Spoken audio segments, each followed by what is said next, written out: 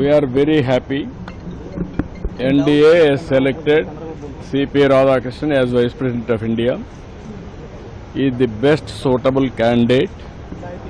We are very happy to extend our support to him. Telugu Desam joined NDA before elections. Both governments in Delhi and also Andhra Pradesh, we are having NDA government. NDA has selected him as a Vice President of India candidate. Naturally, we are very happy. Apart from that, he is a gentleman.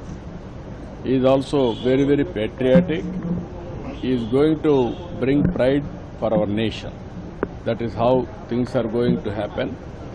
Why you are all having media sometimes unnecessary doubts? Every political party don't suspect. Even this alliance is before election. We are together.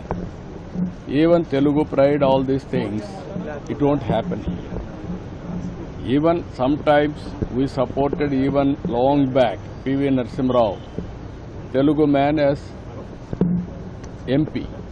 He became Prime Minister, we supported him as MP. That is a different issue. Here, we are in alliance. How can you expect that we can support other candidates? But such opposition was raising such speculation.